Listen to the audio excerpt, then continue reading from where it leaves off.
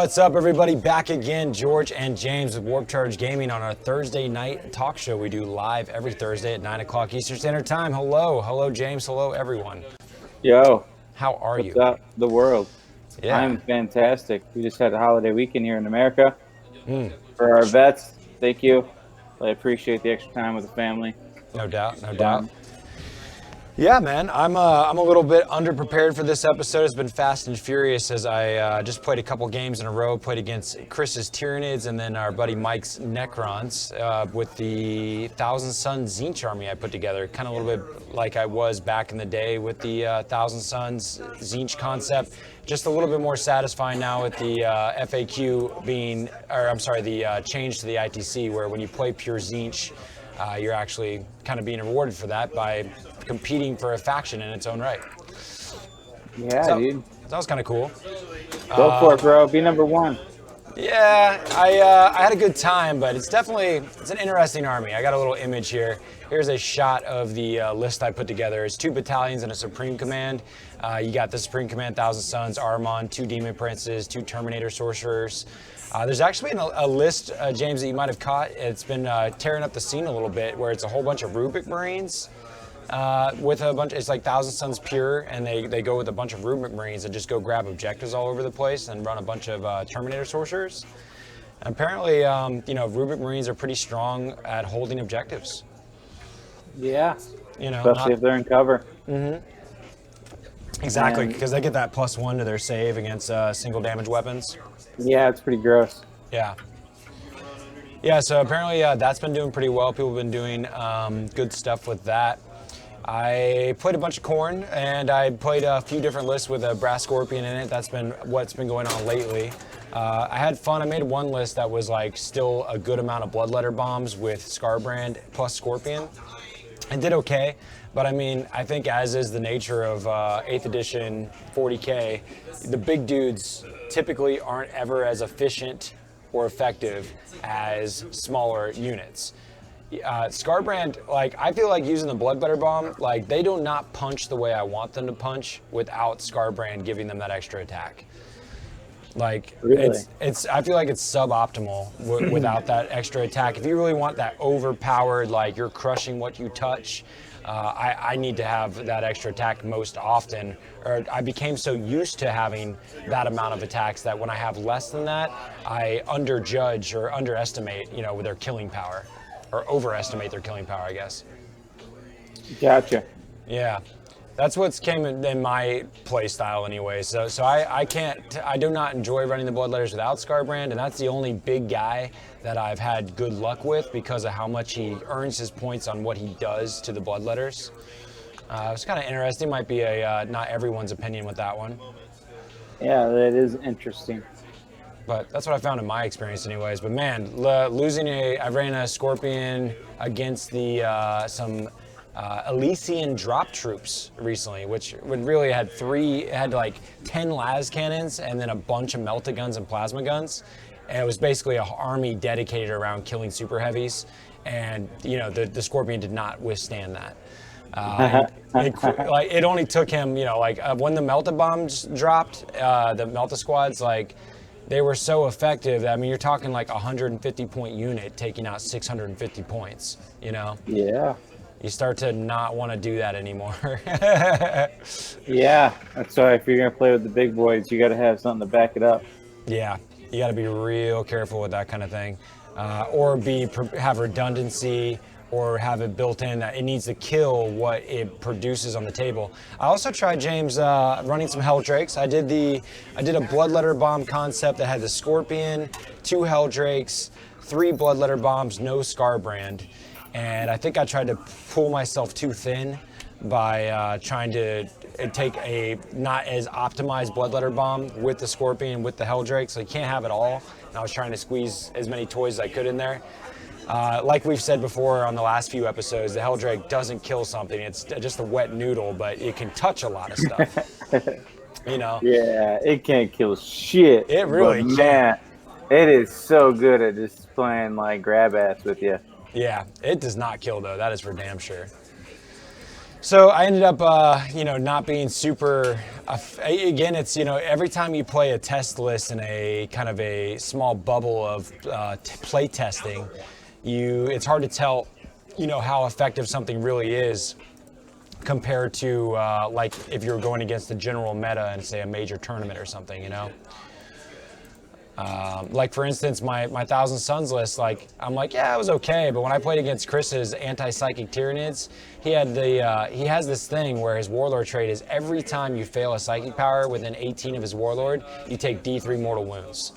And it is such a bitch. So he has the Shadow and the Warp that makes you -1 to cast, and then if you fail any of your powers, you're taking D3 mortals. If you perils, you're taking 2 D3 mortals. It's really, really strong. I actually, in my game, on turn 2, I ended up losing a Demon Prince and a Sorcerer just from perils on top of his D3 mortals. Yeah, good job, dude. Yeah, it was really bad rolls on top of things. I did like 5 perils total, I think, very quickly. Dude, I perils a lot, and I perils a lot with Snake Eyes. Yeah, that's what I did. I did a double 1 Snake Eye, Gaze of Fate, one of the ones, and got another one, and then used a command point on a 1 and got another 1. It was meant to happen, bro. I think you accept it, bro. Yeah, and then luckily when I rolled my D3 damage on the perils, I did another 1. So 5 ones. Well, that's not too bad then. Yeah, I mean, that was a nice little turnaround. And then a little temporal manipulation for the heal. Hey, we got Big Cleat saying, yo, I have a question regarding Space Marines with elites. A Kill Team Elite question. What would you guys consider a strong list that isn't too reliant on the 25+ point Terminators eating up the whole roster? Well, we actually have a Space Marine list that James and I both ran. And I run it now, and James run it at Adepticon. I think it's an all-around good all-comers list. And I think, I haven't play tested elites enough to get to, so far every Kill Team Elite game I played, which I've cycled through many of my different armies and ran it through its paces, but every time it's been utilizing the new elite models, and I've yet to face kind of matchups where people don't take elites and maximize being able to have those extra points and see what, is more cheap guys, more effective and efficient than bringing these Terminators, for instance. My instinct is that more of inexpensive models is going to outweigh the power of strong elite models. Maybe insert one elite guy, but running a whole roster of them, you'll quickly find that you're going to get beat out by Horde or just volume of fire from more models. So, best Marine list that we enjoy is we have you start out with a missile launcher, Scout Gunner with a missile launcher. You make sure you have a Marine that has we take an Intercessor Gunner with an Auspex and Auxiliary Grenade Launcher, and he's also the Comm Specialist. So you pair up your Auspex and your Comm Specialist on one model, so that way you're not trying to chase around a couple of different models being tethered to giving this shooting buff. That's going to help you ignore your obscurity and get +1 to hit. The Missile Launcher is just usually a missile launcher. I have my list right next to me, actually. Usually take a Reaver Sergeant with combat, but I don't know, like Terminator Space Wolves, getting that +1 to hit with Thunderhammers is pretty sick. I guess a lot of nowadays what depends on your favorite elite choice is actually what chapter tactic you take, because honestly the chapter tactics you take kind of orient you around what actual Space Marine list you're going to take too. But let me just tell you about the one here. We don't have too much of an agenda of things to talk about, so we're going to take this question to the max here, James. Yeah. You know what I mean? Yeah. Kill Team. Take the question to the max, bro. I'm taking it to the max. I think we lost a viewer with a non-Kill Team player. Oh no. Dude, you're about to lose the hose. Yeah. JK. All right, here comes this battle roster for Battle Scribe. I like Kill Teams, it's fun. Here we go. So another thing that's, there's a lot of questions that come up when you start talking about what's best in elites now, because honestly, I don't have all the answers and there's a lot of things to be yet to be determined. For instance, I used to always take a Scout Sergeant, and I would, no matter what kill team I played, would take the most minimal, most inexpensive leader possible. Nowadays, that's less of a thing because there's reserves now. You can come in from outflank, you can deep strike, and things can murk your leader hiding in the back very easily now. So taking a Scout Sergeant leader is up to debate. I still do that, but it's still up to question. Put a camo cloak on him for a -1 to hit, hide him real good, give him a sniper rifle. But definitely the Scout Gunner with a missile launcher camo cloak. I like a Tactical Sergeant with a plasma pistol power fist, and then use Angel of Death tactic to give him +1 to hit. Take a Reaver Sergeant and make him your combat specialist. Probably even better to make him he can't be a zealot, but I'd make him a zealot if I could. So combat for him, Intercessor Gunner with the Auspex and grenade launcher with comms, and then I take another Ox grenade launcher from an Intercessor Gunner with a demo specialist. So that's my default base list, and just switch stuff around. I definitely would drop, I'm definitely entertaining Space Wolves with some Terminators. So yeah, that was a long answer for a short question, but it's a deep question. Speaking of Kill Team though, blam, check out this awesome flyer that James made this week. This is for the Kill Team Elites tournament that we're gonna be running on June 15th. And the cool thing about the tournament is that we're gonna do Elites, Arena, Commander, all in the same event. First round, Elites, 125 points. Second round, Elites Arena, 125 points. And third round, Elites Commander at 200 points. So I think that's gonna require the most diverse command roster that you could build, being that you have to prepare for 3 different game types. It's also the season finale to our Battle in the Warp Tournament League for Kill Team, and the winner of that tournament league is going to get themselves a painting commission voucher from Dark Bunny Creatives. Now, that's actually already been determined, James. I posted up this week a kind of update to where we are in the tournament league. It was really fun to play around with the rankers and look at where everybody fell. And actually the Kill Team tournaments have been officially won as far as the league goes. I don't think anybody can sweep it. Connor could, if we had 20 people show up to the Kill Team event and Connor got first place, is the only way he could sneak a win against the top player right now. Dun, dun, dun. Yep, so our buddy Sean Sunderberg ran away with it. Kill Team victory was within my grasp. Yeah, there we got Ryan from Those Once Loyal on here. Now, Ryan, you're still in contesting for Chaos, man. So, Ryan, he's been coming to all of the Kill Team events. You still have a chance for that. I don't know if this was the one you said you can't make it, bro, but dang. You still got a chance for Best Chaos. Got some sweet medals. We ordered a plaque for the store. There's going to be an evergreen plaque that always lives in the store, James, and we're going to have each of the winners in gold, inscribed forever for eternity onto this plaque to immortalize Season 1 of our very first tournament league. I'm super excited to kick off Season 2 with the Battle in the Warp First Crusade major event that we're running on July 20th and 21st. I'm pumped that James is coming all the way down from Chicagoland, along with Robles and Kevin. That's going to be awesome. You excited for a long drive there, James? Yeah, I just hope I can get a list made in time. That's all I'm hoping for. Otherwise, I'm running my pure corn list, which I don't really want to run there. I'd rather bring my dick stomping list just so I can stomp some dicks. Right. But I need some models still, and I don't know if I'm going to be able to get them in time. Gotcha. Well, I got a couple Lord Discordants coming from me at the start of the month. Yeah, he can't make it. Rooting for Connor, though. Nice. Got you, Ryan. Gotcha. While we got a few people checking us out, we got 9 people watching right now. I'd like to pose a question to the 9 people in the group. We have a little bit of a dilemma. We are on our round 2 of, this is like round 3 or 4, but we're buying dice again. We're getting some more custom dice. I'm very excited to get some more custom dice. If you are a member of our Facebook group, that's now a closed group for Patreon members or early adopters only, but these are the colors that we presented to the group. All right, you can see 12 colors here that we chose, and we can only pick 5 out of this order. So we've had the top 4 selected. The 5th color is a little bit in question. A clicky sounds kind of loud there, James.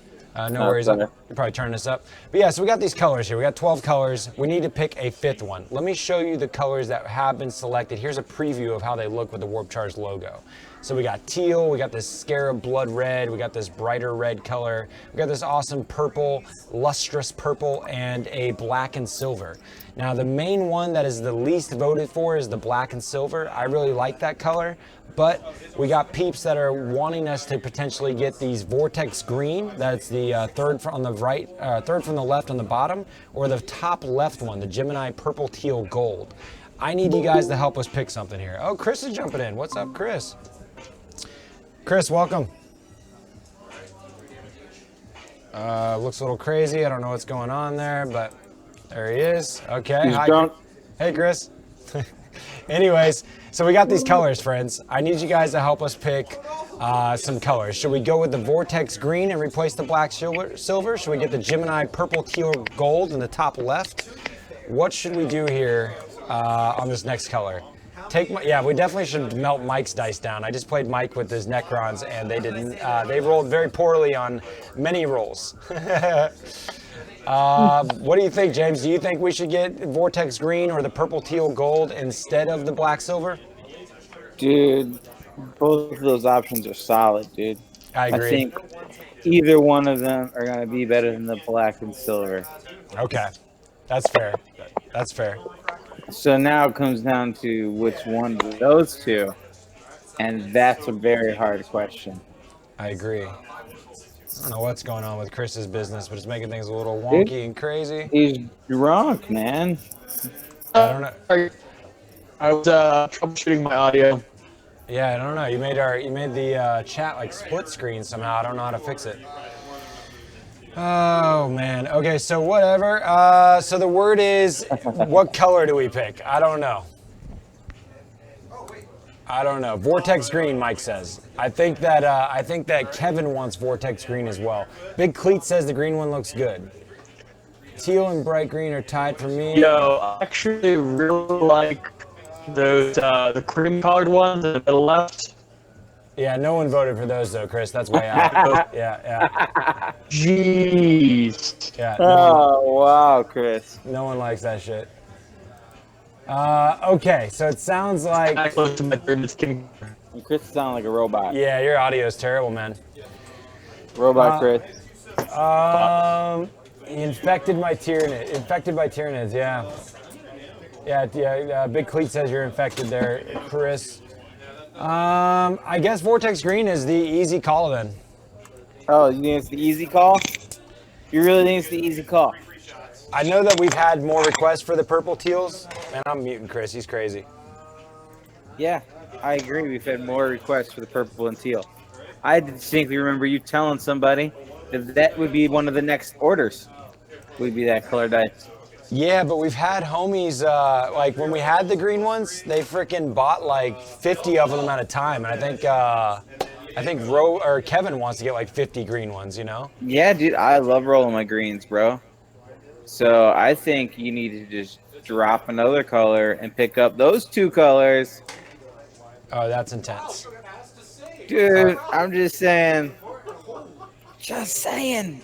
Give the people what they want, bro.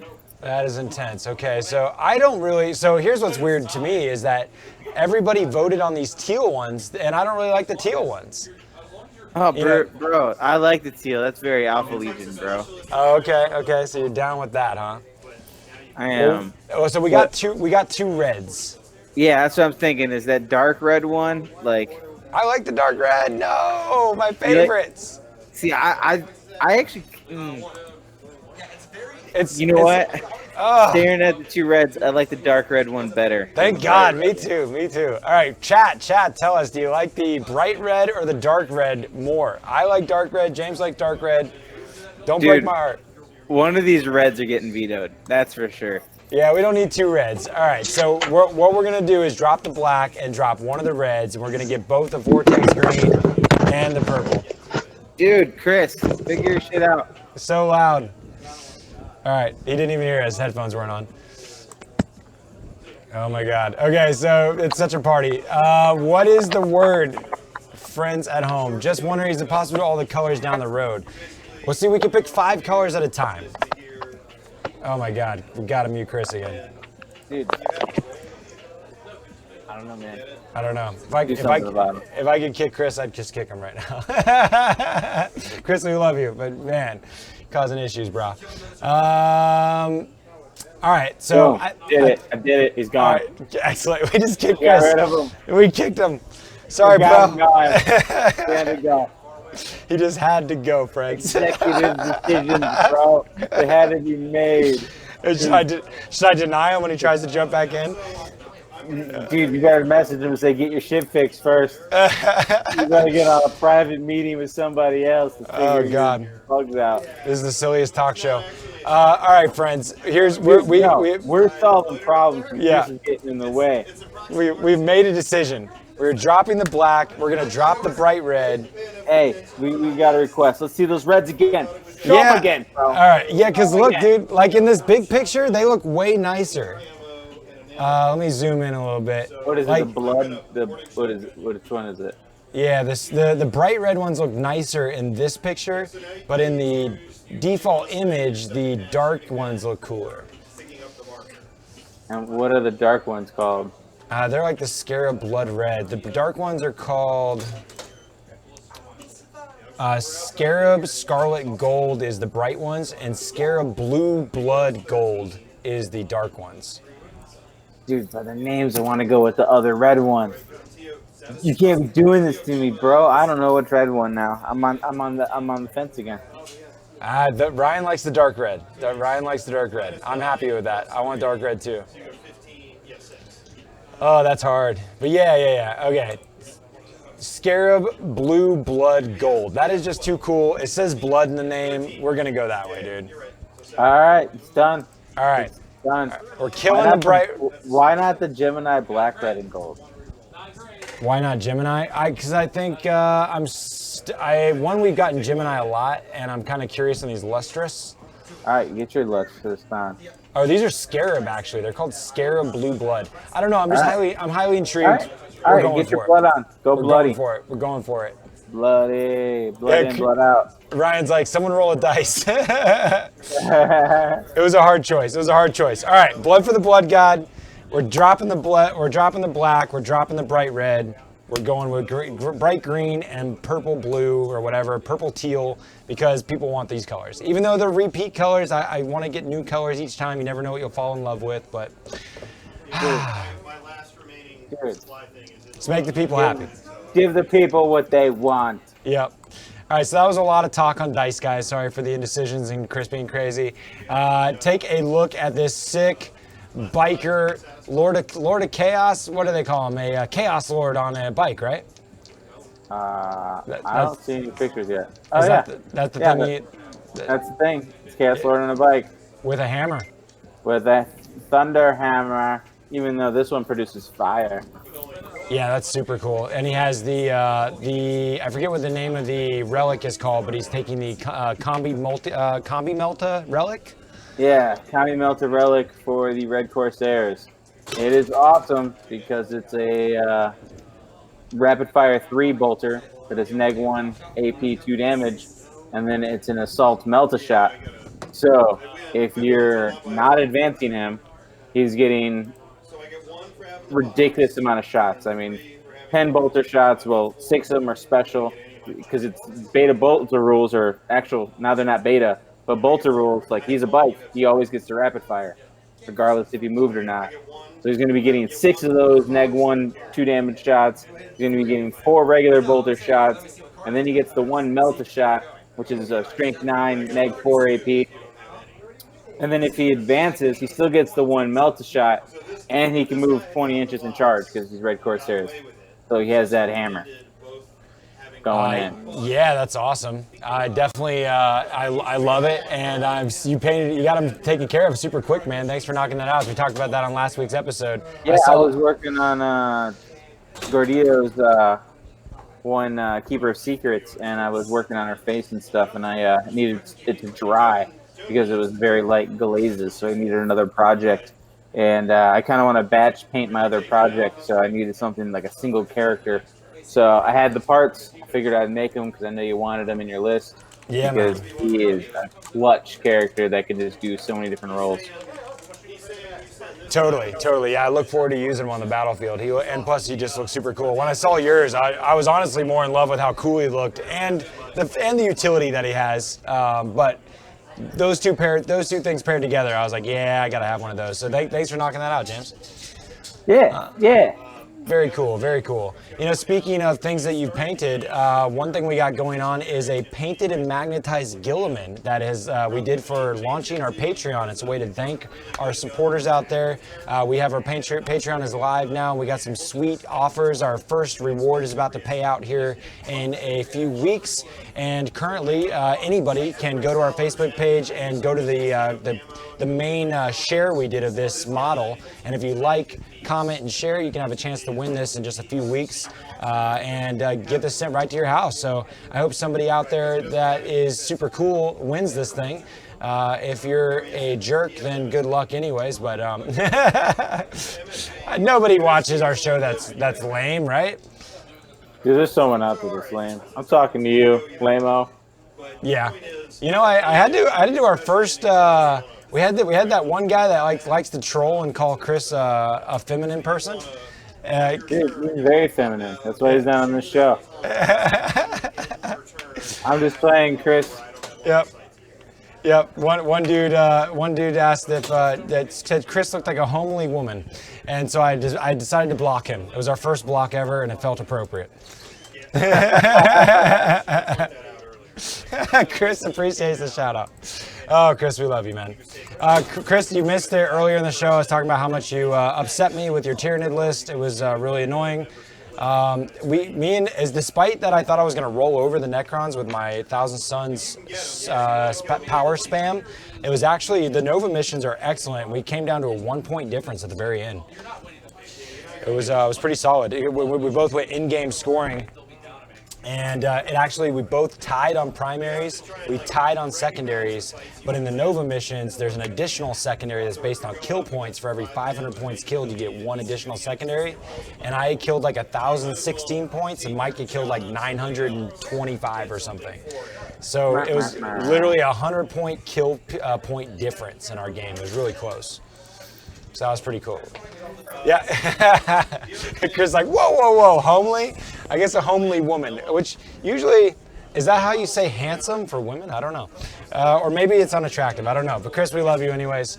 But yo, let's answer Cleet's question here. Big Cleet says, he has another kill team question, and that's fine. No worries, buddy. He asked if do I prefer elites? Wait, I'm not saying it. Do I prefer arena or regular kill team with elites? Elites or arena. I don't think that they're exclusive, and I don't really prefer one over the other. I think that's particularly why in our next tournament we're doing all of it. We're doing elites, we're doing commander. Personally, I want all the modes of play to be valid, and I like to jump between all of them. Arena with elites. Oh, I see. Do I prefer arena with elites or arena standard?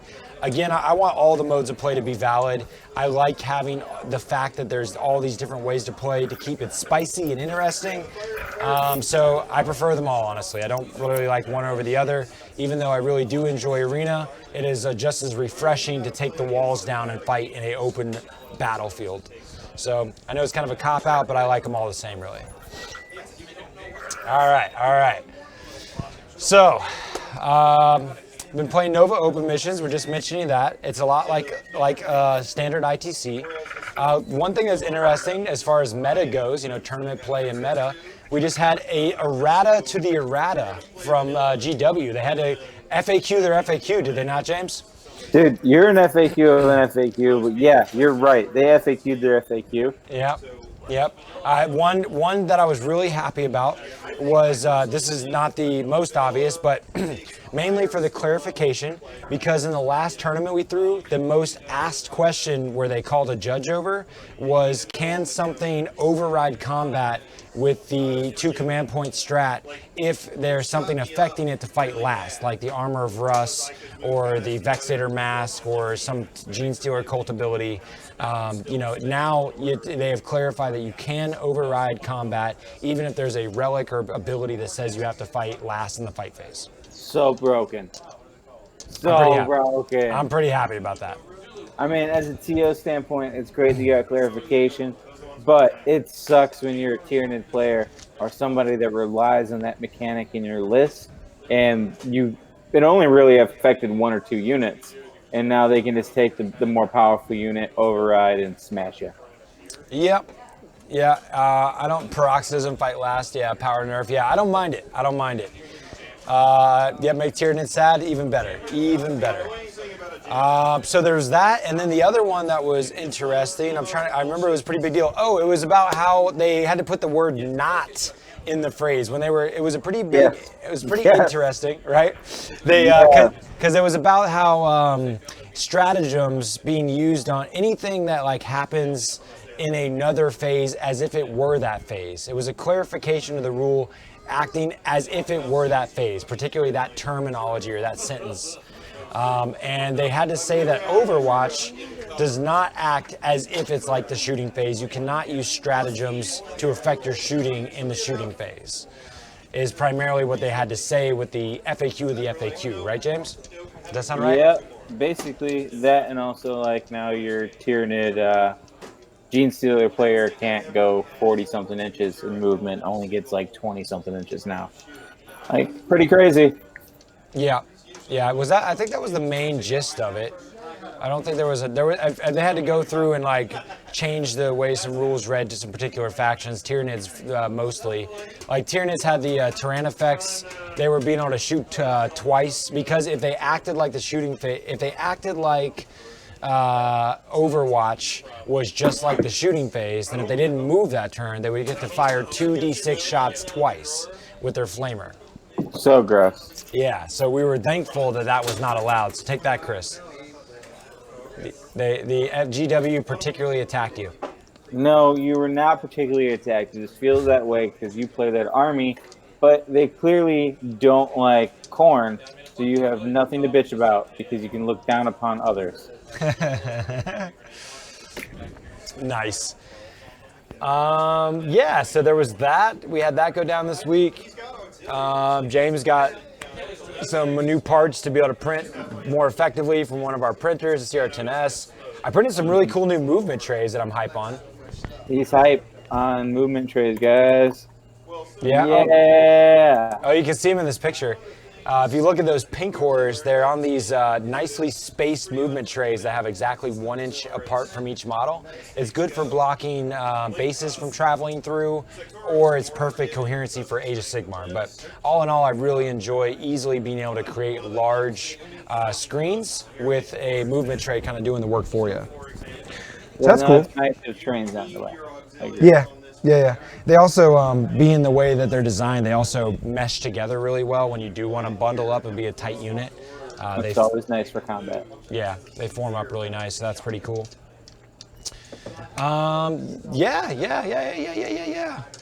What's going on with you, James? Do you have a tournament coming up? What the hell's happening? Dude, honestly, man, I want to get a list perfected before I go to another tournament.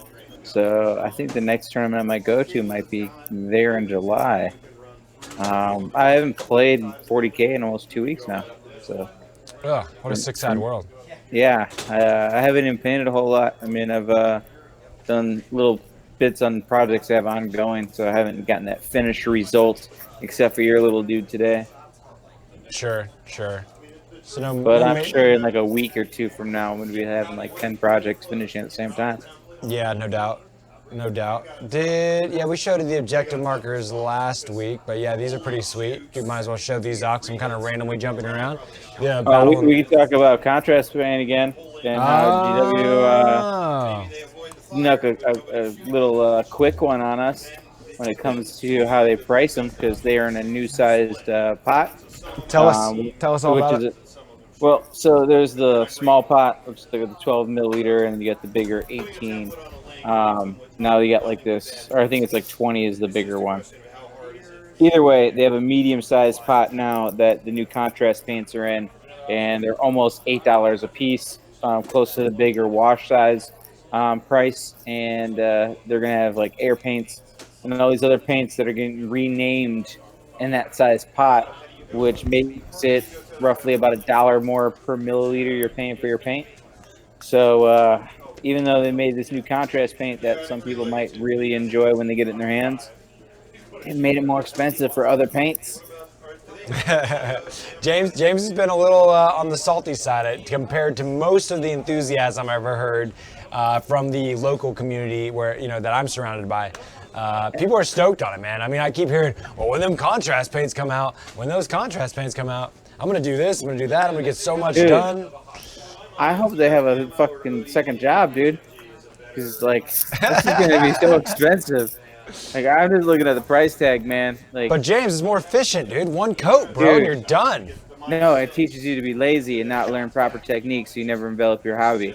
Oh. So that's cool. That's cool. You won't ever get into these painting competitions because you haven't improved your skill. Come on, James. Big Cleet's excited about him, man. He wants some. Don't break all his Dude, dreams. I'm gonna buy some. I'm gonna try it out. I can't shit on the product until I have it in my hand. I still stand by that. You're gonna be impressed more than you expect to be.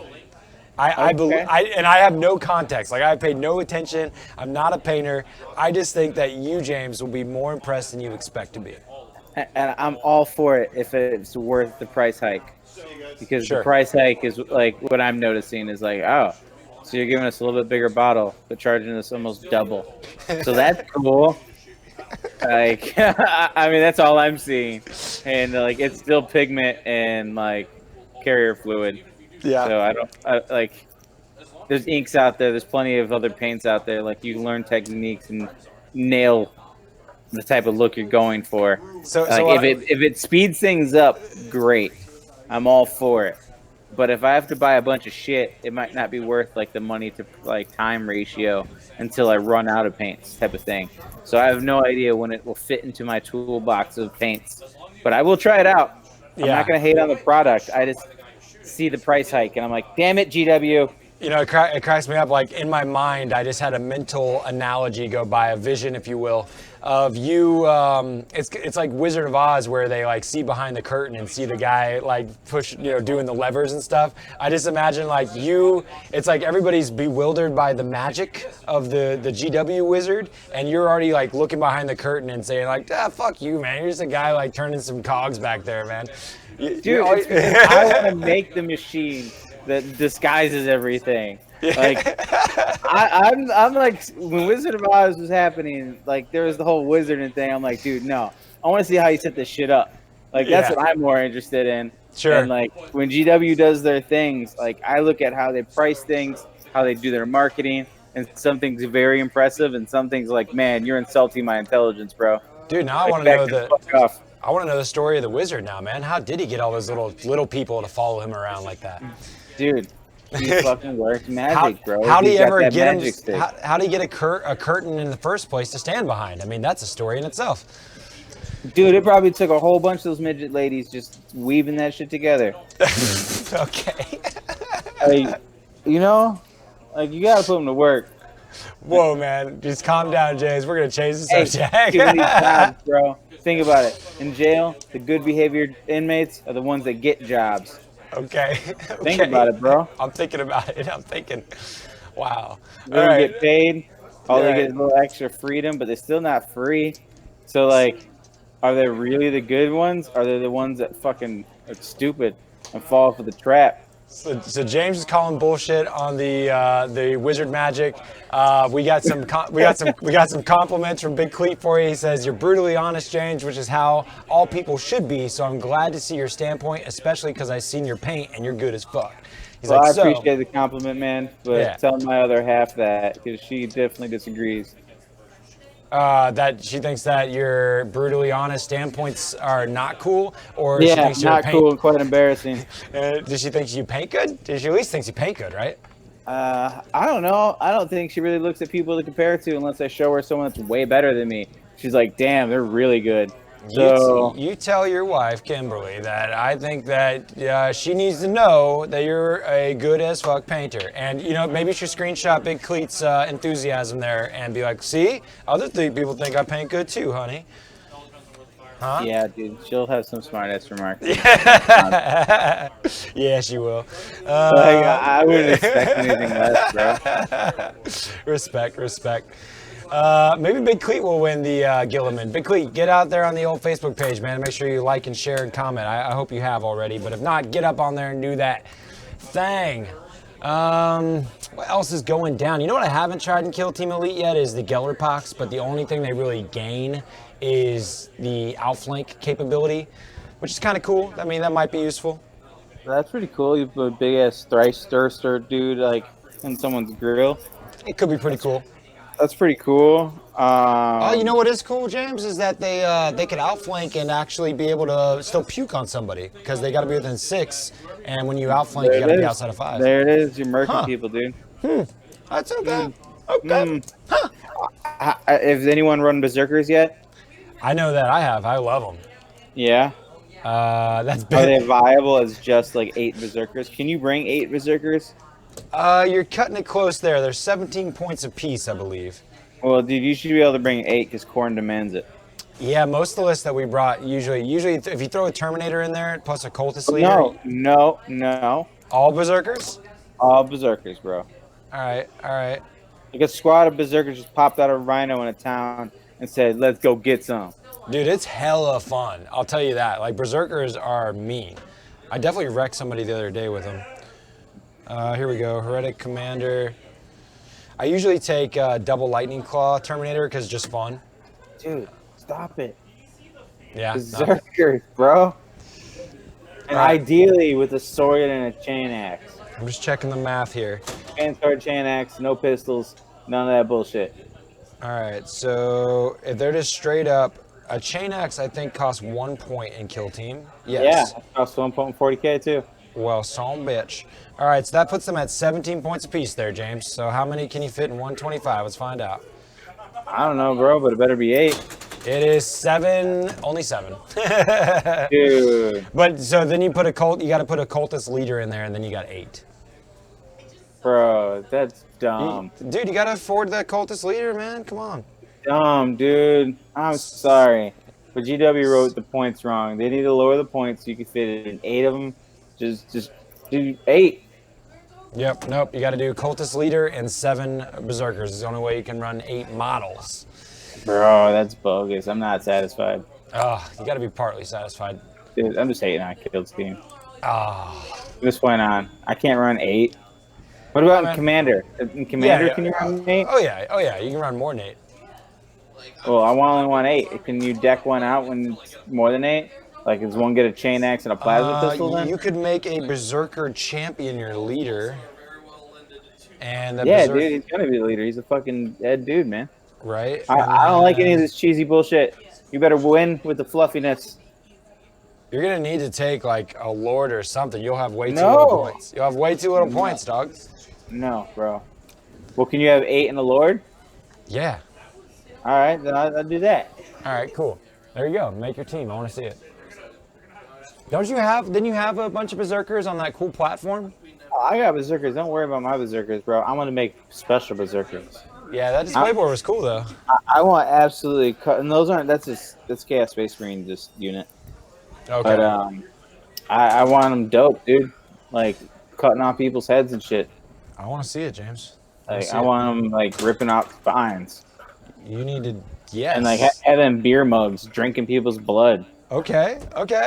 That sounds like, really cool. Everyone is super unique and this badass character. Okay. Yeah, I think we all want to see that, James. You need to get on that. Well, that's going to be after I finish my 40k list, which means I need to paint 3 Venom crawlers, which I have 2 of them. I need to get a 3rd one.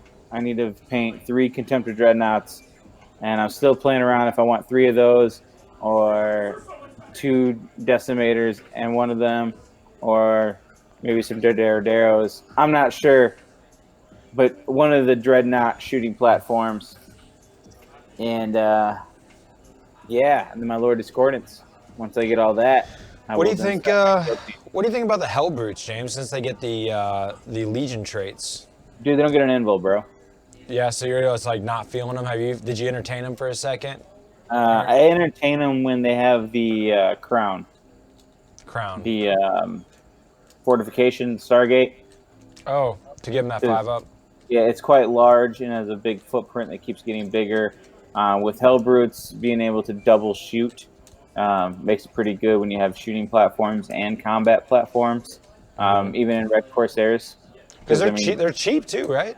The base points is 60 for multi-melta and a power fist. Yeah. 60 points. It's super cheap.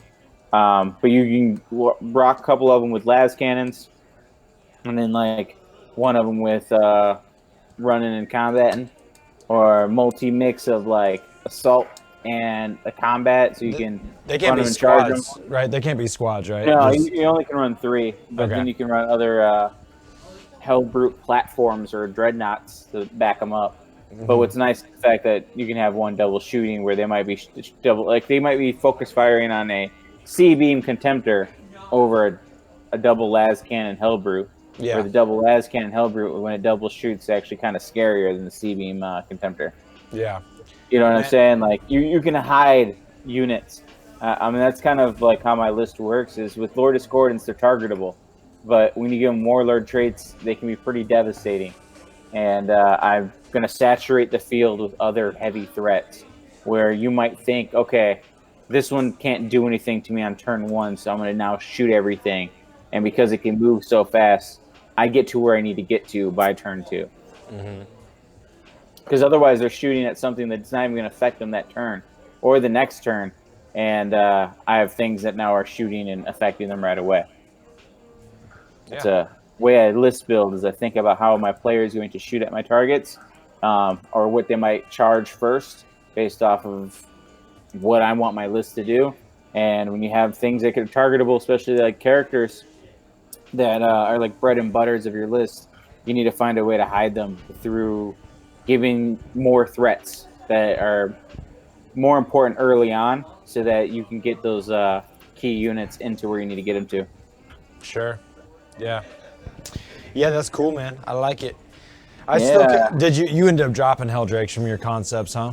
Yeah, unfortunately.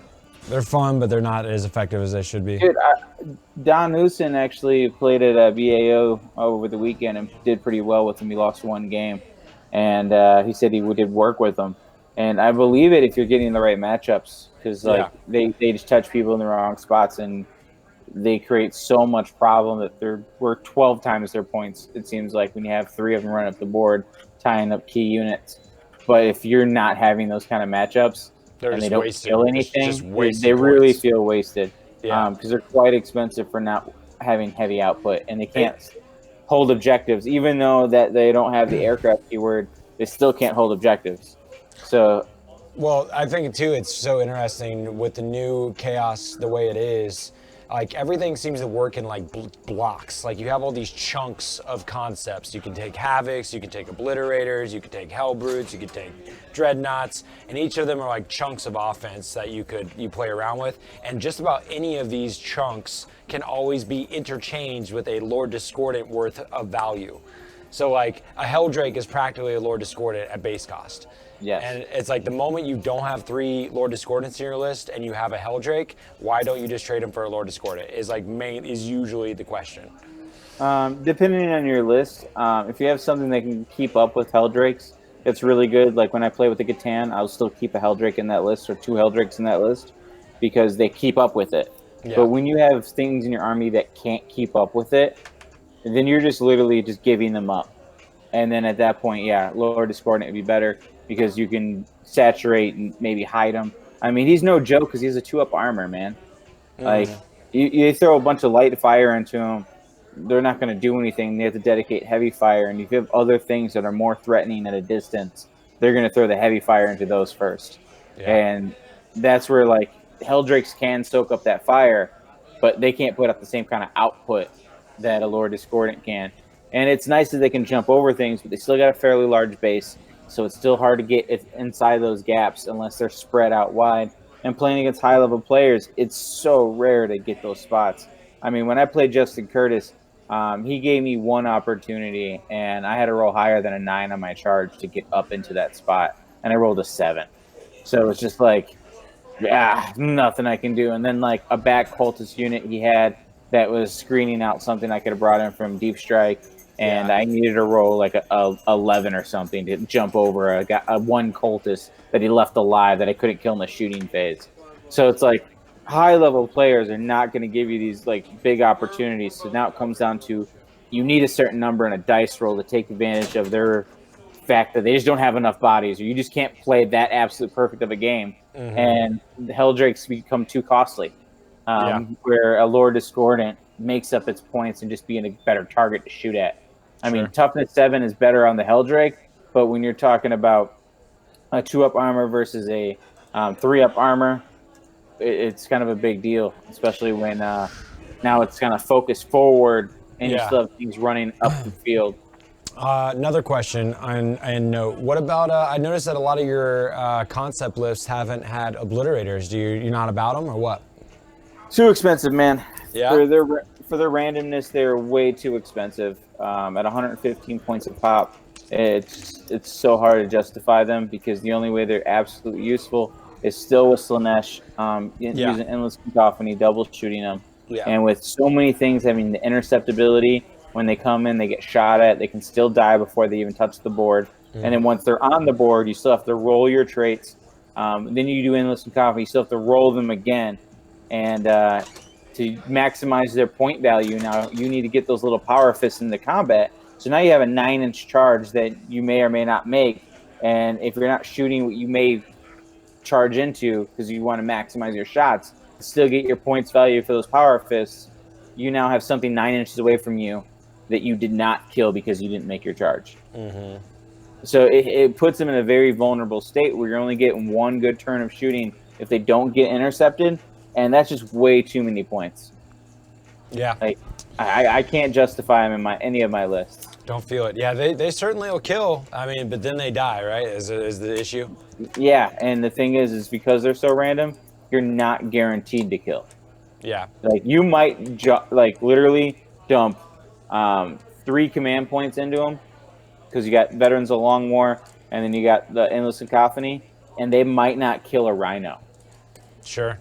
Like, and that's just awful when you put over 300 points into a unit, 3 CP, and they can't kill like a 100-point unit. Right. It's devastating. Now, granted, they can go ham and kill a knight by themselves. 3 of them double shooting, maxing out. They don't make their saves. Like, yeah, they can do damage. But because of that variability, when a game you're already doing dice rolls, it's too hard to like say, okay, I can count on this unit doing something.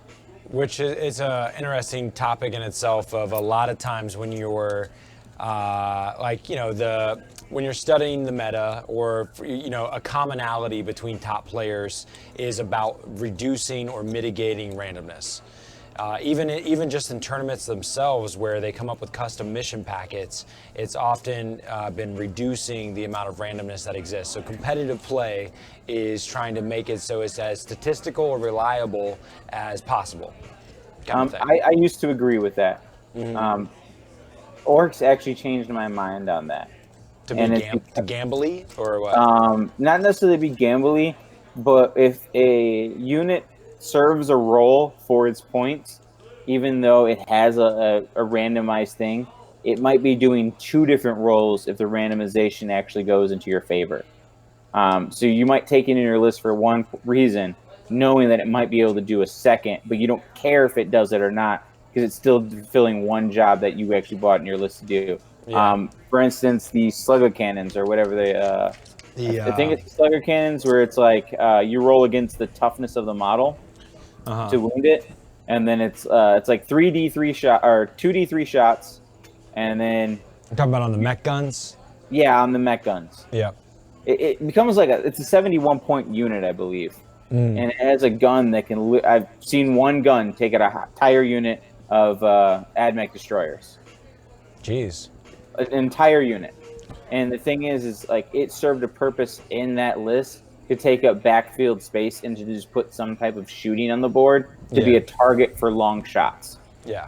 That's all it was, because when you're shooting at boys or cultists, for instance, you need to put everything in to kill to the very last one because Tide of Traitors or the Green Tide or whatever it is that brings them back, and now Red Corsairs with a 20-man unit of Chaos Space Marines. If you don't kill every single last one, they have a way to bring them all back. So you mitigate someone's entire turn of shooting when they dump everything into them.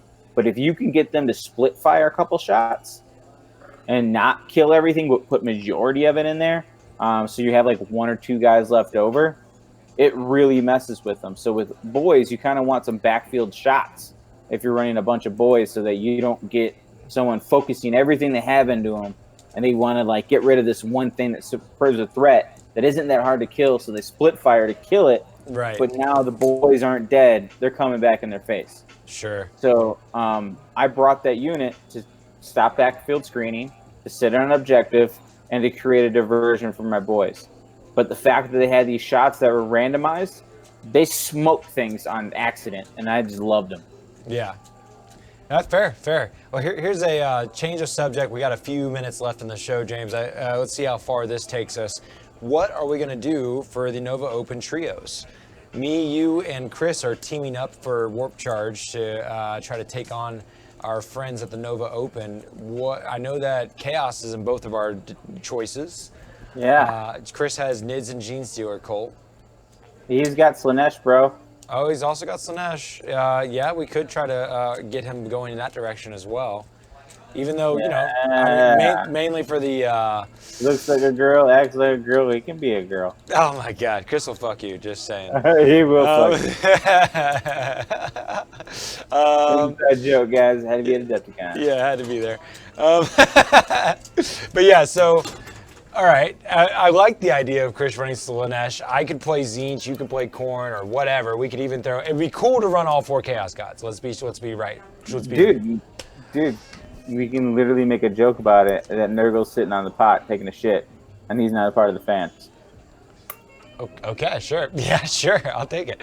So done. Yeah, because we each have to run a 2,000 point list as well as a 1,000 point list, and the 2,000 point list has to be made up of all the same factions that are in the 1,000 point list. What? Like, or no, okay, it might be vice versa, but regardless, like you can't have an additional. Let's say it's this way. So in your 2,000 point list, all the faction keywords that you take. You can't take any additional faction keywords that aren't in your 2,000 point list in your 1,000 point list. So if I took Chaos Demons and took Nurgle, I guess Demons would be my faction keyword. So I couldn't take Heretic Astartes in my 1,000 point list if I went pure Demons in my 2,000 point. How many detachments are we allowed on a 1,000 point list? Pretty sure it's the rule of 2 and 1. You know, it's a two detachments. Done. It might Done, honestly, it might even be specialized detachments though. Dude, I running gotta go Khorne hard. I might run my Khorne 2K list for that, and I can make a little 1,000 point list that has a smashy demon prince. And I really like my Nurgle multiple bloodletter bomb list. Like I'm well prepared and well painted for that. You're well painted. Thanks, dude. Yeah. Here we go. I'm getting to it. Trios Primer. Let's see if I can pull it up on screen here with something relevant. Grand Tournament. How about we just start a brand new army? 100% brand new. None of us ever played before. What? Yeah. I don't know what you're talking about. None of us ever played between all 3 of us. What's the one army we've never played as a combined force? Huh. It won't let me get to the Trios setup. I mean, there's a bunch. I have a bunch of Greater Demons. Like you're saying, not demons, not chaos. Is that what you're saying, or? Dude, I'm saying so new that no one's ever seen this faction before. So I'm gonna play the Gellerpox in 40K. Dude, yeah, Gellerpox, Rogue Trader, fucking all of Black's Fortress, just all that shit. That's what we're gonna play. Okay. We're gonna use ambles to fill the rest of the points. Oh, all ambles, yeah, okay. Dude, all ambles, bro. Assassins in there. Okay. Keywords and shit, you know. Okay. With some fallen. I definitely enjoy being the gate. I want to be the gate. The Sisters of Battle, Chris says. Dude, I'm just talking out of my ass right now, but honestly, I enjoy being the gatekeeper and messing people up. Then we should definitely just run a giant 1,000 point Titan for a 1,000 point list, and then our 2,000 point list, we just run a 2,000 point Titan. That's dumb. Yeah, well, yeah, I'm talking about being dumb right now. All right. Well, you definitely helped us get through these last 5 minutes, James, because none of that didn't do that. Right on, bro. None of those are good, but okay. I have no good ideas Honestly, either. I have no idea. I have to look at their. Yeah, the packet means a lot. You've done it before. I haven't done it before, so I don't even know how the trios is done. That's fair.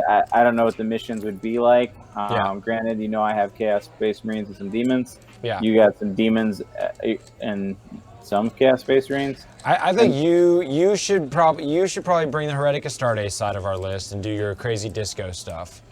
Disco. Corsairs, disco, and I'll disco. I'll disco. I do not know. I mean, like usually I've in a team format like that, I bring either a bunch of plague bearers or a bunch of horrors, and I'm like the screen guy. I just bring all the screens. I'm cool with that too. Do it up. You Get to it.